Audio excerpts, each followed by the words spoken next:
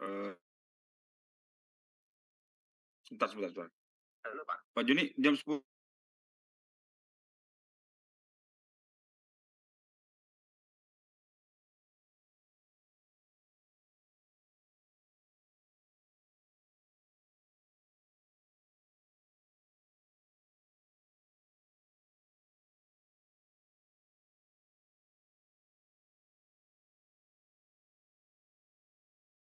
bawah, tapi tidak pondasi. Pondasi nanti bagian Pak Henry katanya. Saya mau jelaskan abutmen aja. Saya orang-orang yang teman-teman yang udah kerja di konsultan pasti tahu lah abutmen itu apa. Nah, kita coba review dikit ya. Ini terkait materi apa saya keluarin. Saya keluarin dulu materinya sebentar. Sebentar. Lupa saya ngeluarin tadi.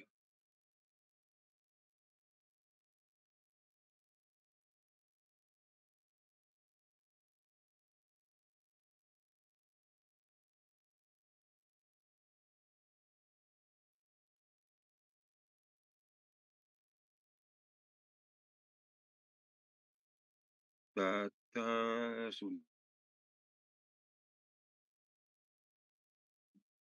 perkuliahan,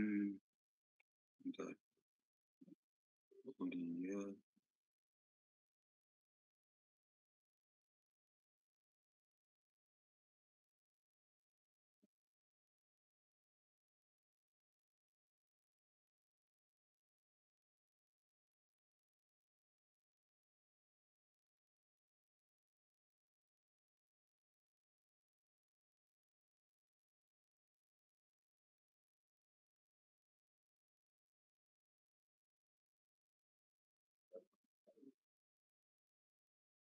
Oke, kita lanjut.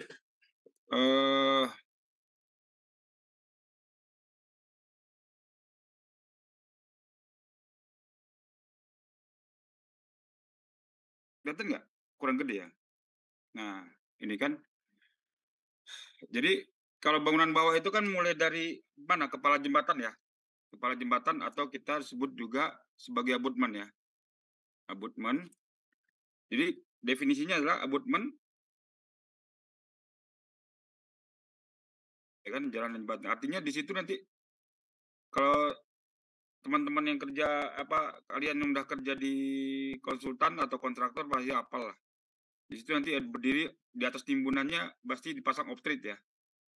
Jadi di situ, jadi dia sebagai penghubung antara jalan dengan jembatan dan sekaligus sebagai penopang struktur atas.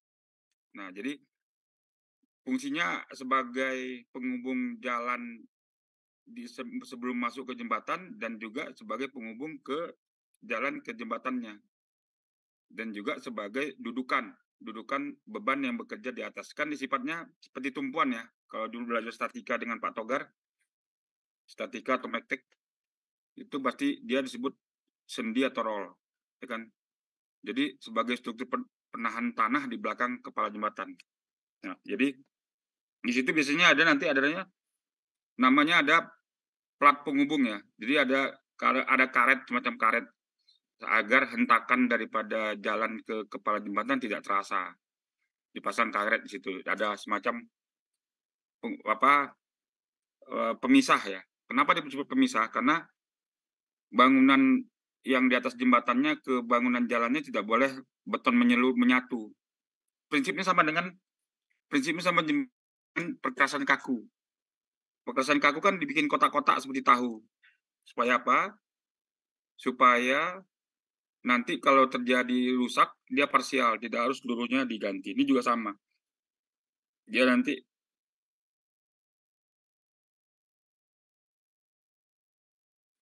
bisa aja struktur jembatannya sendiri kaku. Nah, jadi dia tidak harus menyatu menjadi satu kesatuan. Nah, ini gambar tipikal kepala tiang ya. Kepala tiangnya.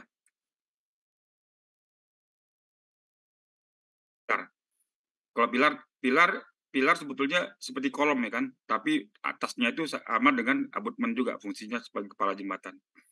Tapi posisi dia tidak di ujung, tapi di tengah. Ya, nah, teorinya. Nah, ini disebut apa? Letaknya itu tidak harus tepat di pinggir jembatan ya. Yang penting dia duduk di atas tanah yang tidak longsor. Nah, itu yang disebutnya apa? Pada kepala jembatan sedapat mungkin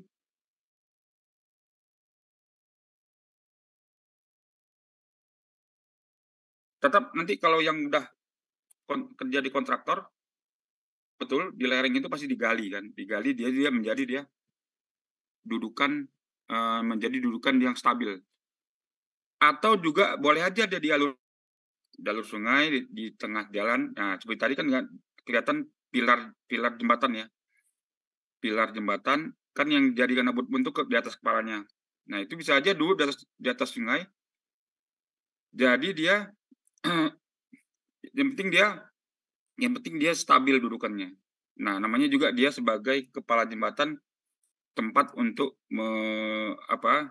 menumpu beban daripada jembatan sebelum diteruskan ke pondasi. Nah, itu kan. Nah, kalau jembatannya bentang pendek seperti di bawah kita nyebutnya kan, itu dia. Posisi kepala jembatan pada sungai, kalau jembatan bentang pendek bisa 2 kiri kanan. 2 kiri kanan. Kalau dia bentang panjang, nggak mungkin 2, di tengah ada 1, tapi di atas pilarnya. Nah, jadi posisi kepala jembatan bisa saja di badan sungai, bisa saja di lereng. Tapi lereng juga harus dilakukan penggalian. Nah, pengkondisian daripada tanahnya agar dia stabil dudukannya. Nah, di sini kita kan bahwasanya penentuan jarak antara 2 kepala jembatan didasarkan pada jenis dari 2 muka air normal sungai, sementara yang B itu adalah lebar muka air banjir, ditambah A ditambah B bagi 2. Nah, itu dia bilang kondisi sungai bukan limpasan banjir dan sungai yang mengalami banjir tapi tidak membawa hanyutan. Nah, itu boleh dikatakan. Jadi posisinya L-nya posisinya sama dengan A ditambah B per 2. Atau dia bisa saja dia kalau kita bentang panjang, L-nya itu bisa 2 kalinya. Misalkan seperti saya bilang tadi, kepala jembatannya bisa terletak di atas pilar. Kalau misalkan kondisinya lebar sungainya sangat jauh melebar ya. Nggak mungkin saja, tapi dikhawatirkan kalau kita bentangnya sangat lebar sungainya sangat besar, dibikin kepala jembatannya ujung ke ujung 2, nah dikhawatirkan gendutannya atau bentangnya sangat panjang, jadi kalau kita lihat kalau di statika itu kan momennya kalau bentangnya lebar pasti momennya di tengah pasti maksimal ya kan gitu ya. Lanjut. Nah, bahan kepala jembatan apa dia bilang. Kalau biasanya sangat tinggi ya, FC 30 minimal, K 350 ya kan. Kalau dia bangunan jembatan yang dilalui oleh kendaraan yang berat atau menengah ke atas ya. Tapi kalau jembatan-jembatan kampung sih nggak perlu. Normal FC20 pun nggak apa-apa. Jadi K250 pun nggak apa-apa. Jadi beton bertulang yang sebagai pembuatan pada kedalaman sungai, ini dibilang ini. Ini dikatakan bahwasanya pasangan batu kali boleh juga, tapi digunakan untuk kepala jembatan yang kedalaman sungainya kurang dari 5 meter. Boleh. Jadi kepala jembatan kalau kedalaman sungainya kurang dari 5 meter, boleh dipakai pasangan batu kali. Nah, kelemahan batu kali apa? Kenapa nggak disarankan batu kali? Karena batu kali ini kan sifatnya sambungan antar penempelan agregat antar batunya kan terkadang ada rongganya, porinya kan. Porinya itu yang terkadang dimasukkan kemasukan air saat muka air banjir, akhirnya terjadi keropos. Akhirnya terjadi batunya lepas. Nah, makanya disarankan awalnya kan disarankan itu beton kualitas tinggi ya, atau beton lah, campuran beton yang dicor. Nah, tapi kalau pasangan batu kalinya sungainya kurang dari 5 meter boleh aja dipasang batu kali, apalagi kalau anggarannya sangat terbatas kan. Di mana penggunaan batu kali masih memungkinkan lebih mudah daripada beton. Nah, di situ dikatakan karena mudah didapat, mudah dipasang, tapi mudah juga rusak. Beton berulang dapat digunakan untuk pembuatan kepala jembatan dengan kedalaman kurang dari 20 meter. Nah, kalau beton biasanya kalau kedalaman muka air banjirnya, kedalaman sungainya, dasar sungainya kurang dari 20 meter, disarankan pakai beton berulang. Tapi kalau lebih dari 20 meter, digunakan beton prategang mungkin ya, karena lebih dari 20 meter dan sudah tidak ekonomis. Dan di sini katakan bahwasanya jika lebih dari 20 meter, digunakan batu beton berulang udah nggak tidak ekonomis. Kita lanjut.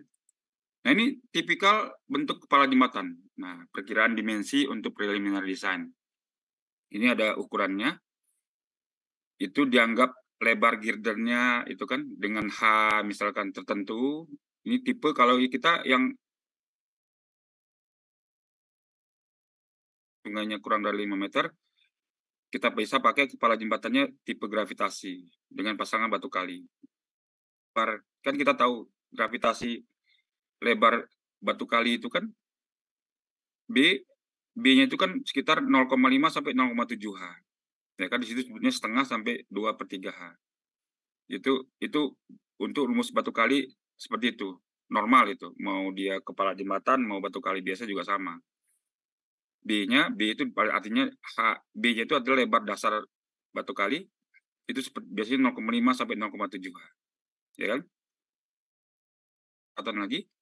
Nah, yang membedakan dengan pasangan batu kali biasa, pasangan dinding penahan tanah biasa adalah di situ ada coakan di atasnya untuk girder ya kan. Untuk girder, dudukan girder. Nah, itu dia. Itu kalau kita lihat paling kiri pemakaian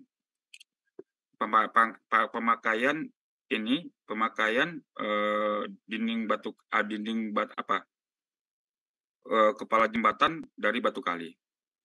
Nah, kalau yang di tengah kita lihat batu bangunan abutmen antara 5 sampai 12 meter. Itu tipenya seperti itu.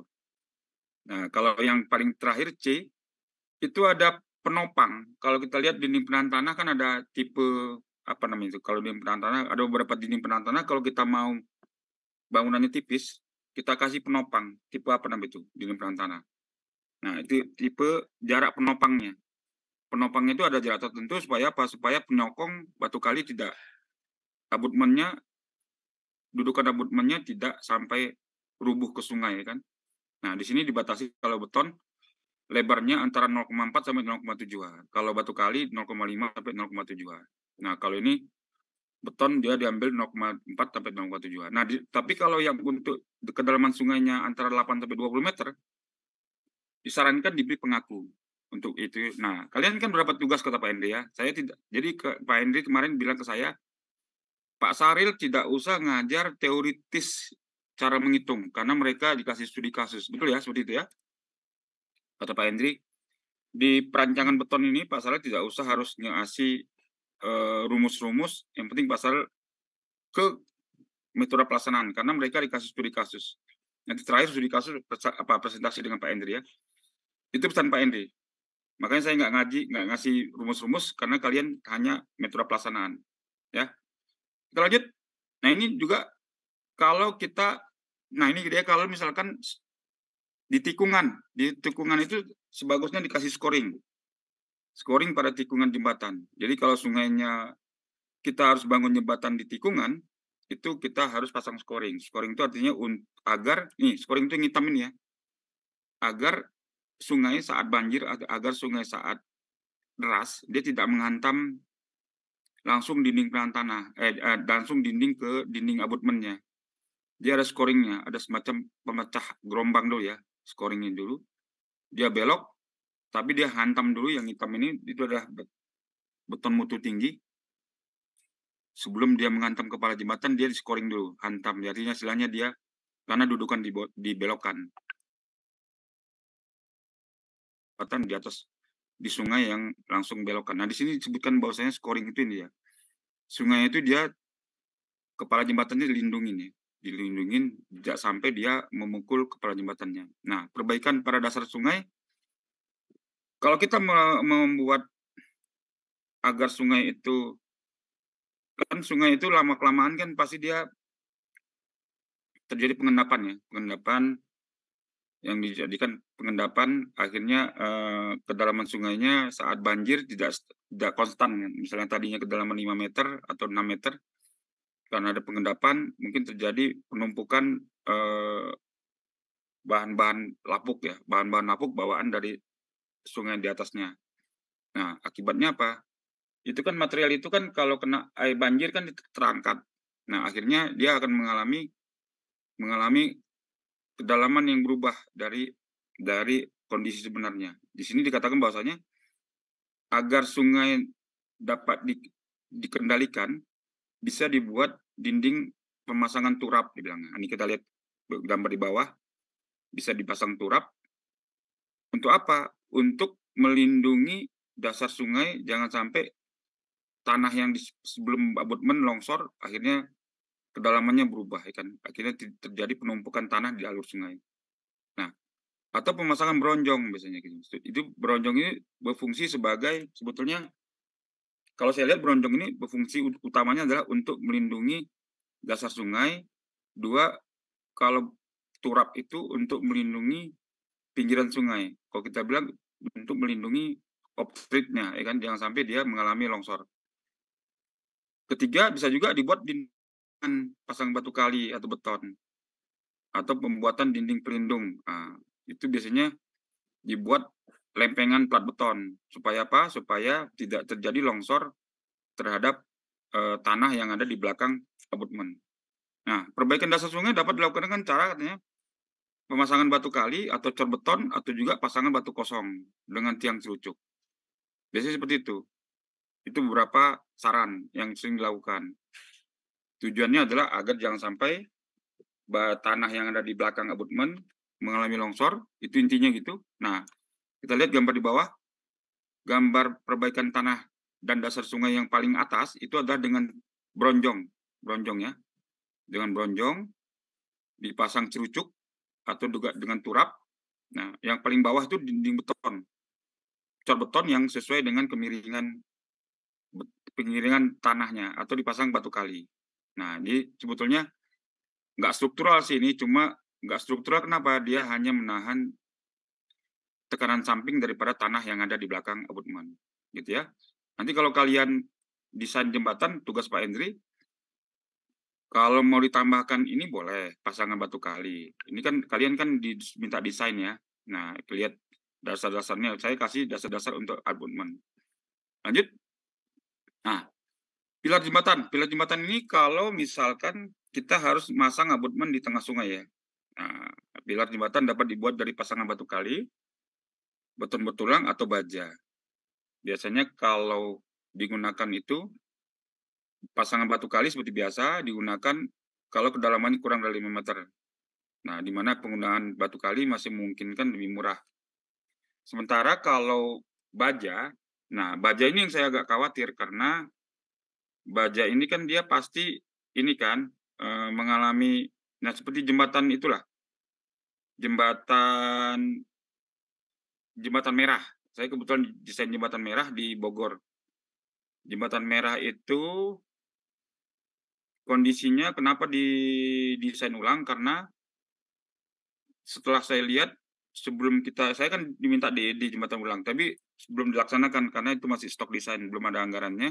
Jembatan merah itu atau jembatan di Bogor itu jembatan pasar Merdeka ya. Ternyata di bawahnya itu pilarnya udah mengalami rontok dindingnya. Kenapa gimana nggak rontok? Orang malam-malam jembatan di bawah jembatan itu dipakai untuk tempat penyimpanan barang-barang pedagang. Terus terjadi bakar-bakaran katanya. Bakar-bakar sampah lah di situ ya. Nah, akibat asapnya itu kan membuat dia karbonasi ya. Betonnya terkarbonasi, akhirnya betonnya mengalami kropos. Nah, akhirnya sudah kita periksa dengan karbonasi, umur betonnya udah nggak lama lagi. Tinggal 5 tahun, 5,6 tahun. Kenapa? Karena proses karbonasi itu, betonnya udah mengalami karbonasi. Karbonasi kan tahu kan, terjadinya basah, beton itu harusnya akan asam. Terjadi basah akibat adanya campuran CO2 dengan udara dan air. Jadi ibaratnya lama-kelamaan tulangan dalam beton itu akan mengalami korosi. Nah, jadi akhirnya kita makanya kemarin Pemkotnya Bogor minta didesain untuk melakukan penggantian. Ditambah lagi di bawah itu tempat tidurnya apa, orang-orang yang tunawisma ya. Nah, kalau tahu tempat tidur begitu kan akhirnya tidak terawasi, tidak tidak terawati lingkungan di bawahnya. Yang paling parah sebetulnya kalau bakar-bakar itu, bakar sampah, bakar apa gitu kan. Tambah lagi mereka dijadiin di bawah tempat jembatan itu dijadikan tempat rumah tinggal kan. Ya saya yang rumahnya di Bogor pasti tahu tuh. Nah kalau kita harus kepala jembatan di tengah sungai, berarti kita harus memasang pilar kan.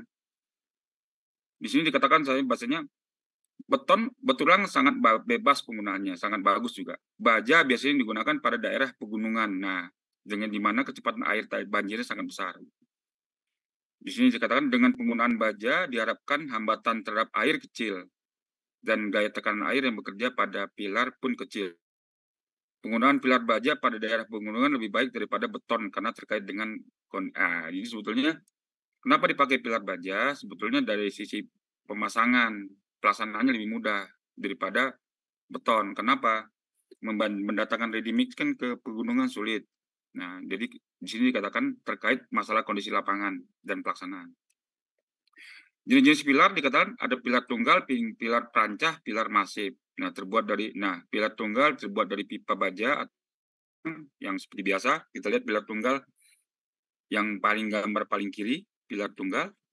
Pilar masif biasanya kombinasi. Dia lebarnya di bawahnya itu dia dudukannya tiangnya itu beda dengan tiang tunggal. Dia masif lebih lebar ya.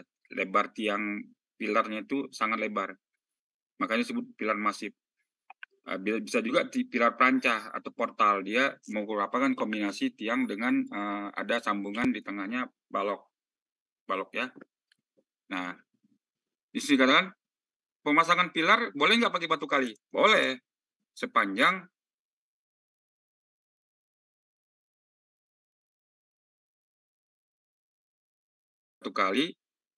batu kali bisa dipasang kalau sungainya kedalamannya kurang dari 5 meter. Nah, tidak untuk jembatan kelas utama. Artinya seperti saya bilang, kalau jalan jembatan pedesaan atau yang tidak dilalui oleh truk ya atau kendaraan berat lah. Nah, berikutnya cukup tersedia material batu kali. Nah, itu yang penting. Material sih batu kali sih selalu ada. Penggunaannya lebih mudah daripada penggunaan beton. Ya, beton pasti lebih mahal ya. Lebih murah dibilang karena batu kali lebih murah. Cuma pertanyaannya dari sisi kualitas kita susah ngawasin orang kerja di batu kali itu susah mengawasinya kalau kita nggak benar-benar ngawasi. Kadang-kadang tukang itu betonnya nggak tahu perbandingannya. Yang penting dia nempel ya gitu kan. Tahu-tahu dihajar sama sungai lepas ya kan gitu. Mereka kan nggak punya beban tanggung jawab. Itu boleh terpasang asal pengawasnya betul-betul mengawasi betul karena dikhawatirkan pengalaman saya ngawasin atau ngelihat bangunan orang yang ngerjain batu kali itu terkadang batunya udah numpuk di bawah, itunya atau campuran betonnya kurang. Artinya dia tidak ada ikatan antara batu kali. Gitu ya. Sangat sedikit lah. Kita lanjut batu kali. Nah, ini boleh juga. Akhirnya dia ya batu kali kita lihat di sini tapi ada kalau kita biasa kan tebal dinding atasnya cukup 30 cm umumnya gitu kan. Kalau ini enggak, D-nya sama dengan 0,8 kali 0,8 tambah 0,12 H. Itu kan tadi lebar itunya, tinggi pilar dalam ya, bukan tinggi pilar total, tambah W. Nah dia. Jadi kalau kita DPT biasa, itu kan kakinya sama dengan lebarnya 0,5 sampai 0,7 H. H itu kan tinggi total daripada dindingan batu kali ya, dinding penahan tanah kan. Nah kalau di sini dia sebut ada batasannya tebal atasnya 0,8 kali 0,8 tambah 0,12 H. Nanti saya kasih materi ini, ya kan, saya kirim ke kalian. Nah, dinding akan semakin ke bawah akan semakin tebal dengan kemiringan 20:1. Nah, itu kalau untuk dinding penahan tanahnya, DPT. Kalau dinding penahan batu kali begitu dia. Jadi tidak lurus. Kalau beton boleh lurus kan, sesuai dengan backcastingnya kan. Kalau batu kali dia harus ada kemiringan. Kemiringannya 20:1. Bayangan artinya 20 di sisi panjang atau 20 dari sisi tinggi, 1 dari sisi lebar. Nah, H tinggi pilar. Nah, W jarak 2 tumpuan antar pilar. W itu ya, rumusnya itu ya. H itu dia tinggi pilar dari dasar sungai sampai tumpuan girder. Oh, salah saya tadi. Ternyata H-nya tinggi total ya, bukan H tinggi pilar dalam. Nah, ternyata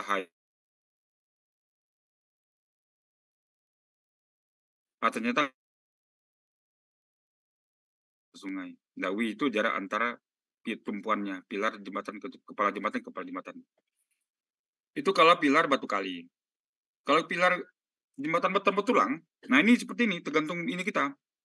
Kalau ini dia jembatan tunggal ya, artinya dia dindingnya itu tiangnya itu satu di tengah ya, penyokong abutmennya tengah satu pilarnya.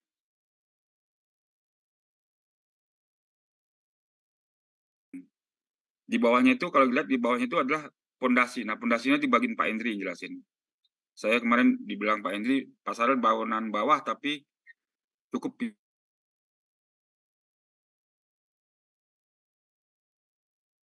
back back wall ya, back wall nanti back wall saya jelasin.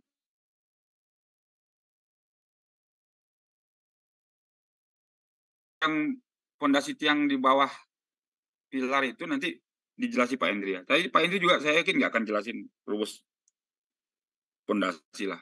Karena kemarin dibilang sama dia mata kuliah ini perancangan jembatan, perancangan jembatan beton, bukan perancangan abundan khusus atau pondasi khusus. Nah, ya, di sini kalau pilar jembatan beton bertulang, pertimbangannya dipakai kenapa? Kuat dan tahan lama. Tidak perlu perawatan. Kalau baja perawatan kan. Kalau beton tidak perlu perawatan. Yang sepanjang betonnya memenuhi syarat kualitas yang diinginkan. Mudah dibentuk sesuai dengan desain, tergantung backcastingnya. Untuk daerah kota dan desa mudah diperoleh materialnya. Itu ya kalau kita menggunakan beton bertulang. Lanjut. Nah, ini gambar kita beberapa abutmennya. Pilar tunggal. Nah, dengan pilar tunggal abutmennya di atas, dudukannya kepala jembatannya di atas.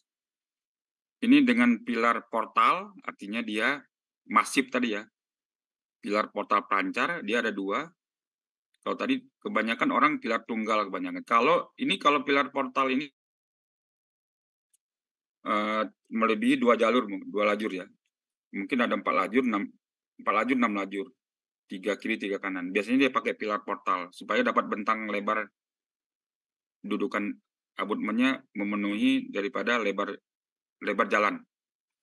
Nah, ini pilar masif. Pilar masif itu dia kayak tunggal, cuma dia tidak bulat, dia melebar, ngikutin seperti perancah portal. Jadi gabungan 2 tiang yang di portal jembatan, pilar portal, pilar perancah jadi satu. Jadi disebut pilar masif. Dinding penuh, artinya di sini mahal sih ya, lebih mahal daripada beton yang pilar tunggal karena dimensinya kan lebar ya, dimensinya besar, gitu ya. Nah, itu gambaran beberapa pilar. Kita lanjut.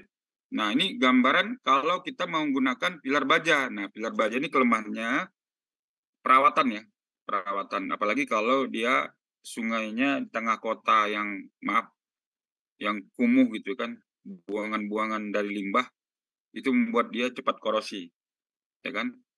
Pilar baja digunakan dengan pertimbangan satu, dibilang biasanya tadi kan untuk bangunan aliran sungai di pedesaan ya, di atas pegunungan. Karena apa?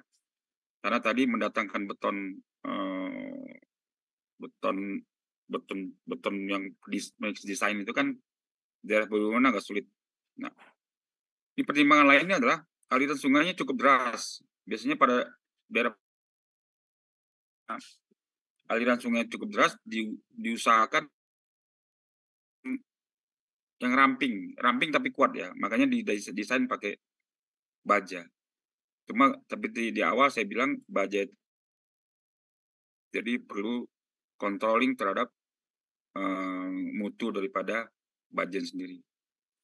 Nah, karena bentuknya ramping dapat mengurangi hambatan air. Nah, biasanya begitu. Kalau beton biasanya kebanyakan saya lihat kalau pakai pilar beton, seperti kemarin saya waktu ke Pangkal Pinang, jembatan itu kan di bawahnya itu dilindungi, ada fungsinya. Pertama, kalau jembatan emas yang di Pangkal Pinang itu, kalau ada yang orang Pangkal Pinang, dia untuk menghindari tubrukan kapal ya. Di situ ada galangan kapal. Makanya jembatan emas itu kalau kapal lewat dibuka, diangkat tuh. Nah, atau dua dia untuk sebagai pemecah gelombang, jangan sampai air sungai itu menghantam ke pilar langsung. Jadi dilindungi di bawahnya. Karena kalau pilar itu nggak kerasa sih hantam air air air sungai itu, tapi lama kelamaan keropos tulangannya. Jadi akhirnya dia akan mengalami perubahan mutu beton. Nah, berikutnya karena bentuknya ramping dapat mengurangi hambatan air. Itu kalau kita pakai pilar baja. Meminimalisir gaya tekanan air dinamis pada saat banjir. Nah, dia secara ekonomis penggunaannya baja lebih menguntungkan daripada karena tempatnya sulit. Nah, karena tempatnya sulit mendatangkan beton sulit. Itu alasan yang utamanya kenapa dipakai pilar baja. Ini gambaran pemasangan pilar kalau kita menggunakan pilar baja, ya kan? Seperti rangka baja aja. Seperti rangka kita masang baja untuk dudukan toren, ya gitu ya. Nah, itu Nah, kita next. Nah, ini gambaran bagaimana aliran sungai kalau kita masang pilar. Nah, ini kalau misalkan aliran pada penampang pilarnya bentuk seperti ini. Nah, ini biasanya orang kalau menghindari, terutama banjir ya, saat banjir, tekanan air itu sangat menghantam dinding pilar. Pilar itu akan mengakibatkan keroposnya beton ya. Kalau beton, mungkin pilarnya kalau rubuh sih enggak, karena udah didesain dia dulu di atas pondasi tanah keras, yang dulu di atas tanah keras, nggak akan rubuh. Cuma yang dikhawatirkan begitu tekanan air ini terus-menerus, betonnya akan mengalami apa itu getas ya, artinya dia mengalami kerusakan di struktur betonnya. Nah, begitu dia mengalami retak, apalagi di sungai nggak pernah dikontrol, masuk air, lama-lama dia mengalami terkarbonasi, tulangan yang dikhawatirkan tulangan. Kalau tulangan beton itu udah tidak bagus, artinya mengurangi umur daripada pilarnya sendiri. Nah, di sini bilang bahwasanya kasus yang sering terjadi pada pilar jembatan adalah terjadinya scoring. Nah, scoring itu terjadinya apa? Scoring pilar kaki. Scoring itu artinya terjadi hentakan ya. Jadi dia terhentak akibat air. Scoring dapat disebabkan oleh satu, bentuk penampang pilar yang kurang baik sehingga menimbulkan olakan air pada dasar sungai yang mengakibatkan scoring. Jadi dia terjadi hantaman air, lama-lama dia akan mengalami dekok ya, lobang ya. Lobangnya itu yang mengakibatkan dia berkurang kualitasnya. Kedua, pilar-pilar yang dibuat tidak sejajar, nah dari arah air akan dapat menimbulkan lokal scoring pada dasar sungai. Lama-lama dia akan mengalami lokal scoring, lobang yang di dasar sungai akan mengakibatkan palung ya. Nah, ini gambar aliran yang ada pada penampang pilar. Gambar 216 aliran sungai pada penampang pilar. Gambar 217 karena karena karena pilar yang tidak sejajar, artinya aliran air tidak sejajar, ini akan akhirnya kayak kita lihat gambar pilar sebelah kiri itu kan dia tegak lurus daripada aliran air ya. Nah, sementara yang belah kanan tidak tegak lurus, akhirnya air itu berbalik ke dinding, ke tanah sampingnya. Nah, ini kita lihat gambarannya.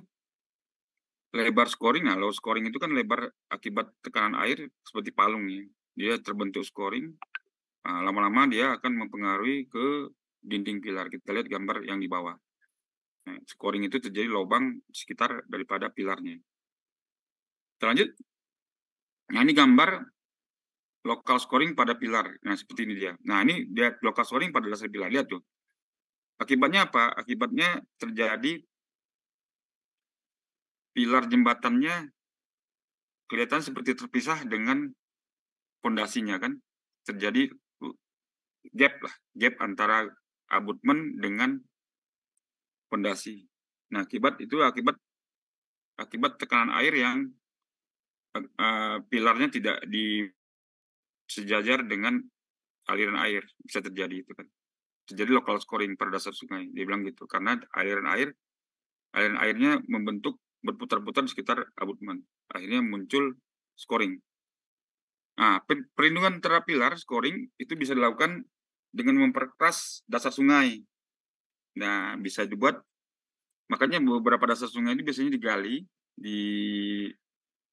dipasang ya, biasanya orang memperkeras dasar sungai ya. Kalau misalkan sungainya masih bisa dibendung, biasanya orang melakukan perkerasan dasar sungai. Agar apa? Agar tidak terjadi scoring, tidak terjadi bentukan lubang akibat berputarnya air di sekitar abutmen. Nah, di sini dikatakan bahwasanya perkerasan dapat dilakukan dengan pasangan batu kali, ya, seperti gambar 2 sebelah kiri ya, sebelah kanan. Pasangan beton atau dengan cerucuk. Nah, biasanya orang dengan cerucuk. Supaya apa? Supaya lebih cepat kan. Di tengah-tengah di sekitar cerucuknya baru dipasang baru dipasang dengan batu kosong. Batu kosong itu ya batu kali tanpa ini ya, batu kali tanpa beton, tanpa campuran. Ibarat orang masang batu kali aja tapi tanpa campuran beton, batu kosong ya kan. Gitu. Pemasangan seat pile boleh, tapi mahal ya. Pemasangan seat pile mengelilingi pondasi pilar seperti gambar 4. Boleh, tapi mahal ya. Seat pile itu mahal.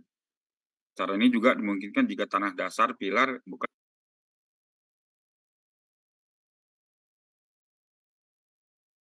sebagus apapun, pasang seat pile juga akan patah. Oke, kita lanjut. Sekarang ini, jadi rangkumannya dari semuanya itu adalah kepala jembatan adalah struktur penghubung antara jalan jembatan. Itu rangkumannya. Sekaligus sebagai penopang struktur atas, ya kan? Berikutnya, yang ada pun penentuan jarak antara dua kepala tiang berdasarkan pada jenis dan kondisi sungainya. Itu kesimpulannya untuk hari ini. Permasalahan yang perlu diperhatikan adalah bangunan bawah jembatan dihindari di bawah berada di posisi tikungan. Nanti kalian yang tugas Pak Hendri kan nggak ada di scoring ya, tikungan. Tikungan itu kan terjadi scoring. Karena apa? Karena hentakan air ya. Lama-lama di lubang scoring. Kepala jembatan jangan sampai di sekitar belokan untuk menghindari scoring. Nah, pilar jembatan dapat dibuat dari batu kali atau beton bertulang. Untuk kedalaman kurang dari 5 meter didesain pakai batu kali. Itu untuk abutmen ya, kepala jembatannya. Kalau untuk beton itu sekitar tadi 8 sampai 12 ya. Kedalaman 5 sampai 12 ya. Nah, untuk baja biasanya dipakai untuk aliran sungai yang di pegunungan.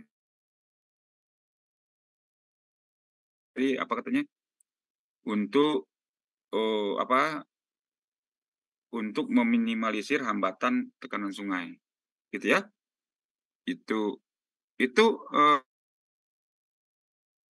nah ini konsep perencanaan. Nah ini itu untuk jembatannya. Konsep perencanaan dijelaskan hari ini enggak? Atau ini ya? Nah, ini. Oke. Ini aja dulu lah. Supaya saya ada nilai, kalian latihan dulu ya.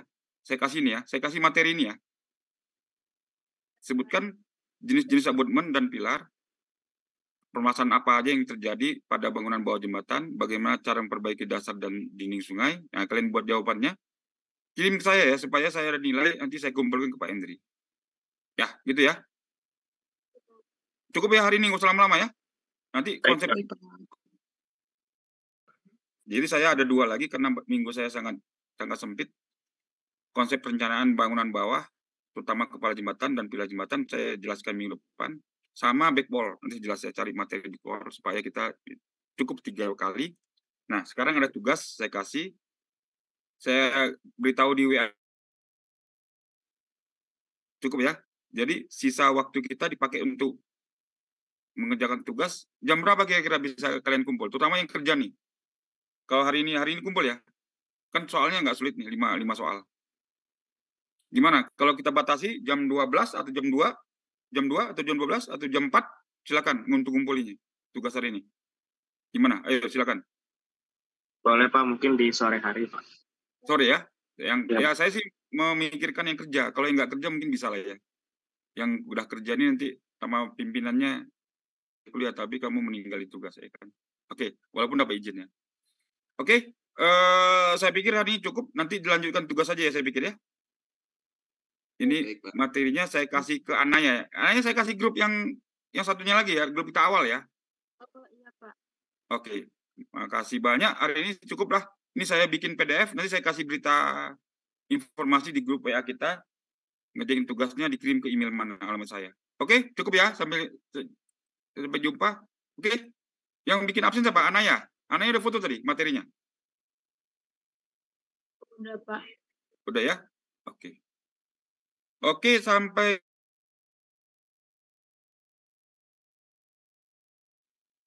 halo Bram. Tidur dia. Paling dia cuma ngidupin laptop aja. Oke ya. Kalau Aliansa? Kerja di mana Aliansa? Hadir Pak. Kalau Alia belum ya? Alia udah kerja belum? Udah kerja kan? Udah Pak. Di mana kerja? Kerja di mana ya? Di Ciwastra Pak. Oh, dekat rumah ya? Iya Pak. Apa Pajapilar? Bukan? Bukan Pak, konsultan jalan. Oh ya bagus lah, udah kerja. Kemarin saya kasih di grup. Kebetulan ada lowongan ke beton aluminium itu bagus sebetulnya. Itu bekas ada alumni kita Eva. Itu bagus, makanya saya pikir saya kisi aja di grup mantan bimbingan saya. Mudah-mudahan ada yang masuk. Oke ya, selamat bekerja. Terima kasih banyak. Saya kirim materi ini di WA grup. Sekalian saya kasih pesan untuk ngumpulin tugas. Terima kasih banyak. Cukup ya. Assalamualaikum. Waalaikumsalam. Terima kasih Pak. Waalaikumsalam. Pak. Salam sejahtera. Terima kasih.